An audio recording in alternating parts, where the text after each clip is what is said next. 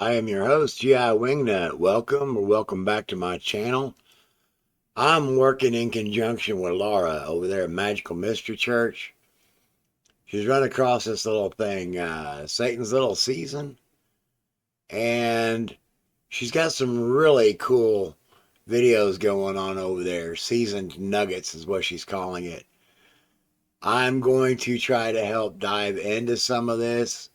She's covering the scriptural aspects of it. As for me, I'm going to take the approach of trying to untangle some of the concepts and ideas that are brought up in this video. Are we living in Satan's little season? I've gone through and I've pulled some selected clips from that video, along with a video from Aiden over at Lore Lodge. It's a great video. I pulled some select clips out of that so that I can go ahead and try to help debunk it. It being the segments that I've selected for this particular video. Now, the main host on this show that I'm looking at is this guy right here. And he's got a lot of conspiracy theory stuff on his page. I'm not advertising for him. I just want to introduce a little bit about him. So, that said, let me go ahead and move right on into what I put together for you. Oh, one more quick thought. It just kind of happened to work out this way that Laura's latest video is on Tartaria, and that's what I'm actually trying to untangle in this video.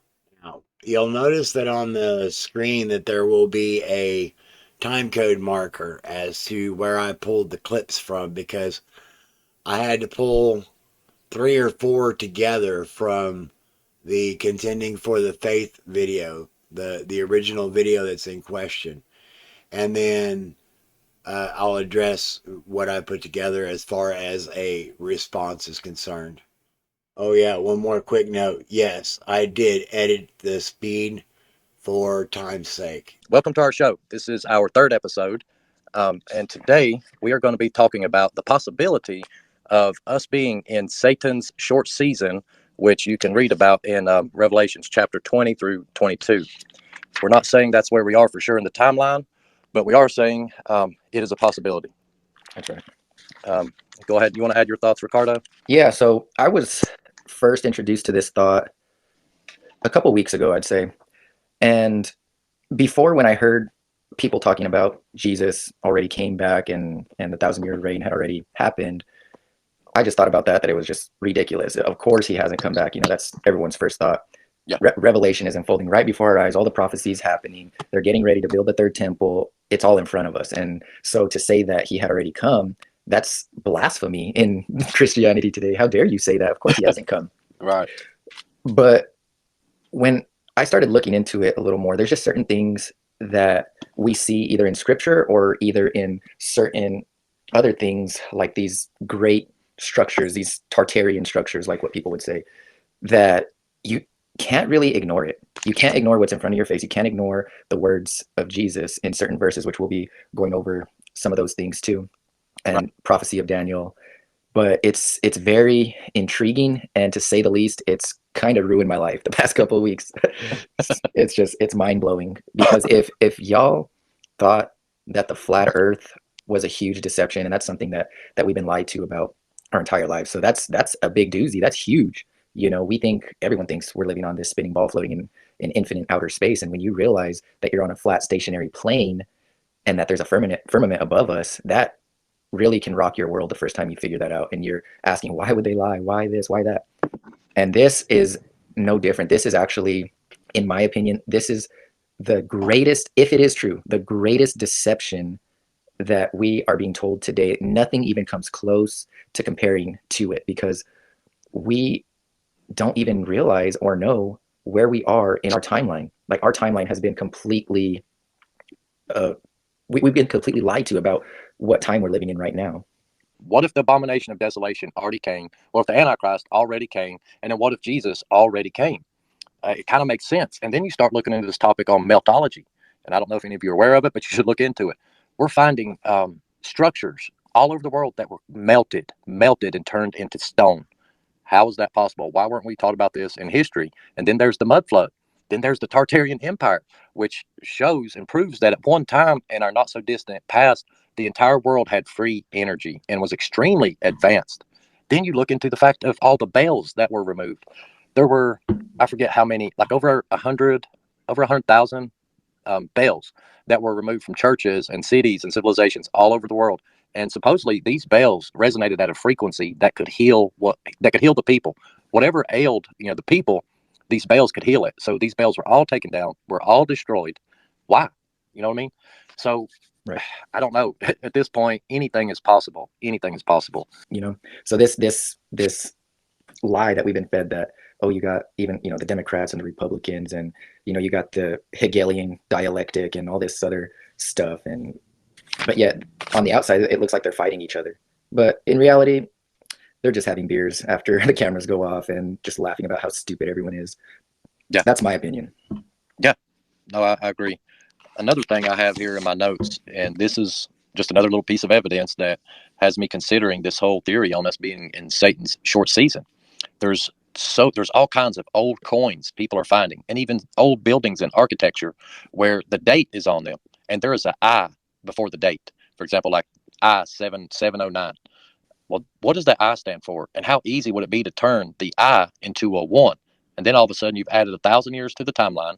You've turned the year I-709 into the year 1709. How easy would that be to do? And there's evidence they've actually done that, especially on some of these old buildings and structures. So what does the I mean? Well, look at how our dating system works. It's all based on and around the life of Jesus. You have, BC, which is before Christ, and then you have AD, which is after death. So it makes sense that the I would pertain to Jesus. Well, here's what's interesting. The letter J was only invented about 500 years ago in the English language. Prior to that, Jesus' name was spelled with an I. It was spelled I-E-S-U-S. I'm going to go back to these Tartarian structures. If you haven't heard about Tartaria by now, I don't know where you've been, but Tartaria was this ancient civilization, very advanced, very high-tech. They had free energy. We know that. But here's the funny thing. A lot of their buildings did not have bathrooms or kitchens. Well, who would build such an amazing structure that we can't even replicate today with all the technology that we have? And we also don't have energy today, but they did then. Okay, so if you made it all the way through that, I'm going to turn you over to Aiden from the Lore Lodge and let him explain how this all untangles. Again, the speed is edited for time's sake, but the timestamp is still accurate. Check out the conspiracy about Tartarian, the lost civilization of Tartaria. God, I wish he was going to say Atlantis, but he's going to say Tartaria. So here's the thing that you need to understand when you come across old maps. No, don't debunk it. Oh, I'm going to debunk it. I'm Aiden Madison. Welcome back to the Lore Lodge. Ladies and gentlemen, Tartaria delenda est. Now, that Mind Unveiled video that I'm talking about, it's an hour long, and in an entire week of prep, I was able to get through 30 minutes of it. So we decided we were going to break this up into a couple of videos. So a lot of the people watching this video may be completely confused by me saying Tartaria and be asking, what is that? What is this concept? Where did it come from? Tartaria falls within a similar vein to the phantom time hypothesis and the new chronology hypothesis. These are two pseudo-historical, the past is a lie, we have stolen history works that posit that at some point in time, the entirety of nations, geographical places, buildings, technologies, all of these have been scrubbed away deliberately. It's not the same thing as saying, there was an ancient civilization that was wiped out by a natural disaster. No, in the Tartarian narrative, all of this was very purposefully destroyed and hidden from the public. Adherents to the Tartarian narrative believe that the empire at some point constructed all of the major cities, buildings, important fixtures in the United States, Canada, and Siberia, and that European colonists just took over these cities as they were. For example, the Chicago World's Fair, they think that was ancient Tartarian architecture, not that it was built for the World's Fair and then deconstructed, which is what happened. According to theorists, we know about Tartaria due to things like buried buildings, old maps and documents, architecture we apparently can't reproduce today, and symbols used by secret societies. I will be addressing all of this. But the exact definition, as Mind Unveiled gives it, is as follows. Tartaria, the phenomena or category of alternative history that delves into the research of lost history and civilizations, hijacks and stolen buildings, magic, alchemy, and cloning, antiquitech, cataclysms, mud floods, buried buildings, star forts, and fortified cities, royal bloodlines and secret brotherhoods, asylums, orphans, and oddfellows, underground tunnels and waste management, and suppressed Moorish history. Now, I will tell you, out of all of those things that he mentioned, he didn't actually give evidence for all of them because some of it was covered in the first half of the video, and the way that this video was organized was really strange, so I'm covering the second half of the video, which is actually the part that sets up the first half, because I often try to give people the benefit of the doubt when I disagree with them that they're not trying to mislead people, but the way this video was set up made it feel very much that it was deliberately misleading people. Now, of course, there is an actual working definition for the term Tartary, and that is a vast part of Asia bounded by the Caspian Sea, Ural Mountains, Pacific Ocean, and northern borders of China, India, and Prussia, an area you probably know as Eurasia or Siberia. Now, the term Tartar seems to be of Persian origin, and it appears first in the 13th century, and it meant something along the lines of horseback riding messengers, and it was used in reference to the Mongols. It's first attested in European writing in 1270 AD in a letter written by King Louis IX of France, and he's writing of the present danger of the Tartars. The Tartars, in this case, most likely referring to the Golden Horde. The Golden Horde was a successor state of the Mongol Empire that was located east of what is now the European part of Russia. We're looking at, like east of Moscow. And the people who inhabited this region that was known as Tartary were a mix of Turks, Mongols, and Tatars. Now, the term Tatar came to represent a group of people who were neither Mongol nor Turk, but did live in and amongst the Mongolian population within their khanates, and were also similarly horseback riders. And that is the very simple reason why you see Tartary on maps. It was the region inhabited by the Tartars. The very first claim made about this is that today historians believe that civilization developed in Mesopotamia first. But in reality, according to Mind Unveiled, civilization actually developed in Ireland. According to Mind Unveiled, there is a shocking amount of evidence for this. Furthermore, the original version of Christianity was developed by this early original Irish civilization and was later hijacked by the Roman Catholic Church. As is usual with these types, rather than citing anybody writing in the last half century, he decides to cite an 18th century historian, 18th century linguists, people who of course were working with a considerably lesser body of knowledge than what we have today. So he found an 18th century historian and linguist who said he found a connection between the Phoenician languages and Irish. This tie between the two was discovered via a Roman Republic era play by Plautus called Penniless, in which a character speaks Punic. I believe the character is Hanno. Punic, of course, was the language spoken by the Carthaginians, and Carthage was founded as a Phoenician colony. And if you're wondering who the Phoenicians are, those are the people who developed out of the region known as Canaan after the Bronze Age collapse. Contrary to all available evidence, he claims that civilization first developed in the West and then moved its way east. He cites Ignatius Donnelly, who is a guy we covered in our Graham Hancock video. Donnelly was a 19th century writer, he was a lawyer and a politician, and part of the issue with all of this is that he lacked so much information that we have developed in the years since he was active that he thought that Celtic as a language derived from Sanskrit. I will of course first mention that Celtic is not a language, it is a language family, and that both the Celtic languages and Sanskrit developed out of Proto-Indo-European. And this also rests on a faulty understanding of Celtic culture in relation to the ethnicity of the Celtic tribes. Not all culturally, linguistically Celtic people were ethnic Celts, just like not all English speakers are ethnically Anglo-Saxon. Currently it's believed that the Celtic culture developed somewhere in Central Europe, and then the language and art and such spread throughout the rest of Western Europe, but not necessarily the ethnic group known as the Celts. This led to a number of demi-Celtic societies, such as Celtiberians, Gallo-Thracians, groups like that, who were mixes between a group of people who lived somewhere and Celtic migrants and the Celtic language and culture. So they weren't fully Celtic. At this point in the video, he also goes over the term Aryan, because since a certain angry mustache man used the term, its meaning changed. It used to be, when you see Aryan pop up in documents from the 19th century, that they're referring to the Indo-Europeans, the Yamnaya culture and their descendants, the people we know today as most Europeans. Mind Unveiled points out the derivation of this word from some of the Middle Eastern Indo-European languages, where Arya meant noble, but he's really mistaken in saying that it meant noble in the 19th century, because it didn't. People using that term in that time period were using it to mean Europeans, Indo-Europeans. Another term you might see today is Caucasian, although that usually is used more for skin color. To back this up, he cites the Levenhval na Éireann, which of course is a Christianized national origin myth of the Irish, which the Levenhval na Éireann is actually drawing on earlier works that show somebody clearly added to it. But this work is considered a pseudo-history or a national origin myth based upon historical concepts, and the reason that I'm not going to look at it and say this is definitely correct, well, there's a number of reasons I could get into that are quite granular that are my background as a historian, but the one that I'll immediately point out is that this is the book in which a guy survives the flood of Noah by anamorphing into a salmon. Do you remember the anamorphing into a salmon clip? But that's all okay, because a man named Finton managed to survive the flood with some pretty wacky moves. Aiden, would you like to know what the wacky moves were? Please tell me. He became a salmon. What? And he lived for 5,500 years. What? As a salmon. He became a 5,500-year-old salmon. How? Nobody says. There is no information on how the man became a salmon. So they really just said, ma'am, salmon, I refuse to elaborate. Exactly. Oh, he comes back later and tells this whole story to a later Irish king, by the way. As a salmon? No, he turns back into a man, I believe. Again, there is no original written record of any of this. Got it, okay. Yeah, weird. We're off the reservation. Yeah.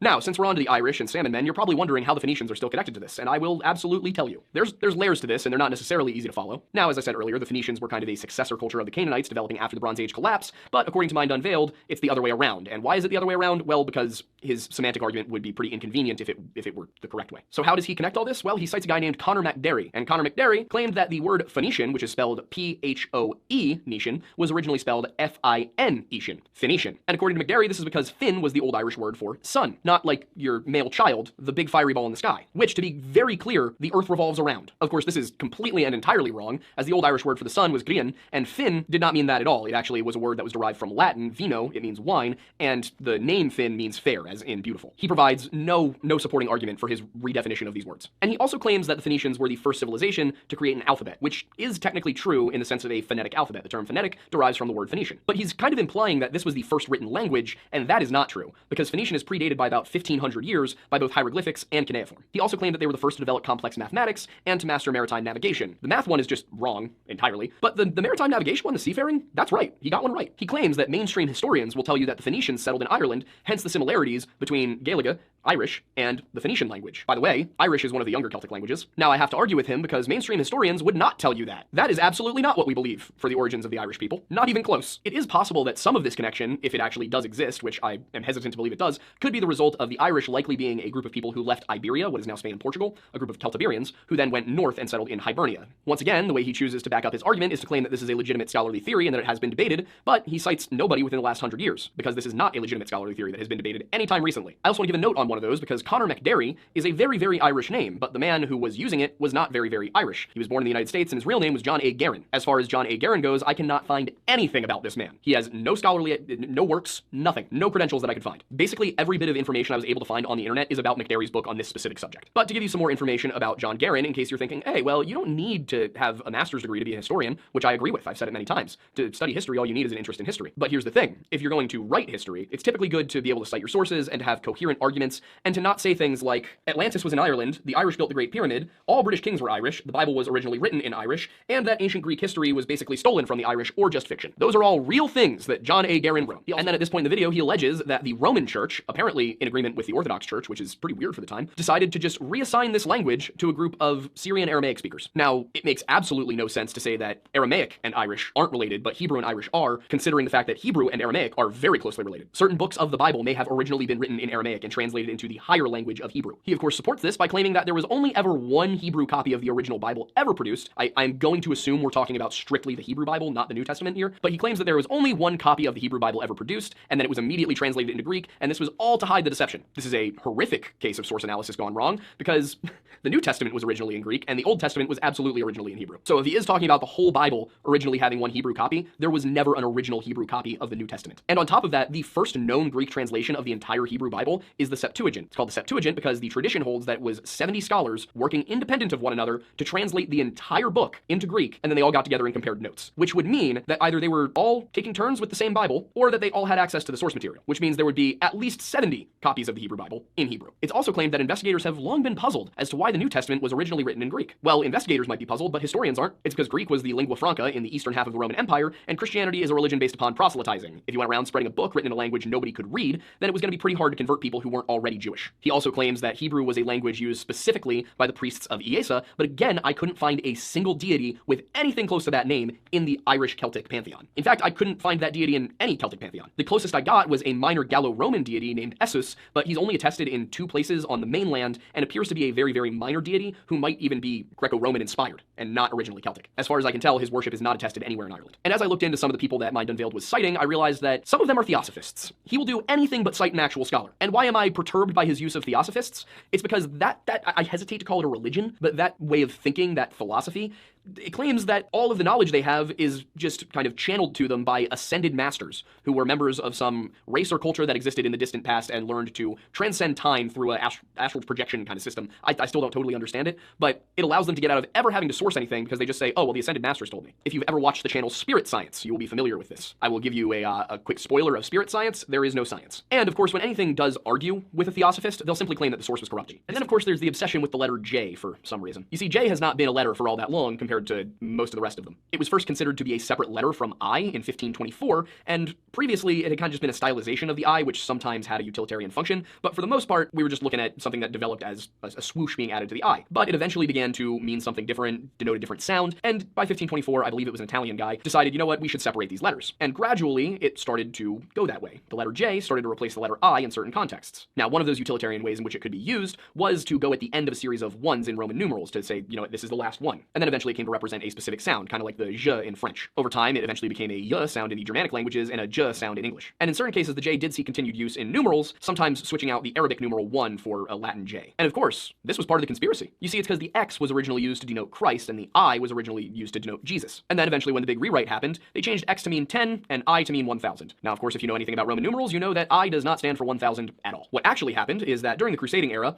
the Latin West adopted Arabic Hindu-style numerals, because doing math is a lot easier with Arabic Hindu-style numerals than it is with Roman numerals. Of course, the thing about IX, meaning Jesus Christ, can actually be true, because Jesus was originally Iesus, and it was spelled with an I, and the X was used for Christ at certain times, but never in a numeric context was the IX used for Jesus Christ. In no way is IX Jesus Christ related to dating. On top of that, he doesn't show a single example of a date in which IX is used. Now, the claim here is that the 3 letters after I or J or whatever the first letter of those numerals was, those years were the actual number of years, and the J stood for Christ, stood for Jesus. So the year 1664, written J664, would actually mean 664 years since the birth of Christ. In reality, it was just a stylized I or 1. And of course, all of this is simply due to Fomenko's inability to understand the decentralized multilingual world of medieval Europe. Fomenko notes that dating and numerals are inconsistent across Europe, but in his mind, this is due to fraudulent redating later on, when that's really not the case. In reality, he can't read numerals. He takes something dated to 1597. It reads Anno MDXCVII. Now, MDXCVII is 1597, or at least to those of us who know how to read Roman numerals. Simply due to the font being weird and archaic, he mistakes a D as a 1. In reality, D is 500, and if you look at this as MDXCVII, it's very clearly 1597. And the next oh so insightful point is that J, despite being one of the youngest letters in the English language, is also the 4th least used, which is just totally logical. If it's the newest letter, obviously it's not going to be used as much. If we're talking about, D, which comes from the Greek delta, that would be weird. But of course, the question has to be asked by Mind Unveiled, if J is such a new letter, why is it in so many biblical names? Well, if he had bothered to Google the original King James Bible, which was written in 1611, and is the most used, best-known English language Bible in all of history, he would see that the 1611 copy does not include the letter J even once as a capital letter. It does on occasion use J to denote a numeral. But what happened is that when the King James was printed in 1611, they were still using I instead of J. So his whole thing about why are there so many J's, it makes no sense because there weren't. They just, over time, as J became a more accepted letter, and they looked at it and said, well, we're using I differently now, and J is closer to the sound that we want here, so we're going to put J here. For example, as far as they were concerned, Jacob or Jacob was a better pronunciation than Iacob, which is what it had been previously. Just like Jesus was better than Iesus, as it had been previously. Of course, Jacob comes from Jacob, which comes from Jakub, and of course, Jesus comes from Iesus, which comes from Yahushua. It also might be Yeshua, we're not totally sure. So this entire argument falls apart under, again, the least bit of scrutiny, and half the time the images he's showing on screen are just a 1 or an I, they're not even J's. I hope that helped untangle some of the mess that was created by that really twisted up video. Are we in Satan's little season? Anyway, as you can see, it's based on some theosophy and the like. That's why my initial reaction was, this has the scent of Blavatsky on it. Anyway, stay hydrated and mental health matters. Beware of the sources you lean on, for sure. Anyway, I've got another segment coming up soon on this whole thing, so be looking for that. Hope to see you in the next video. Everybody wants to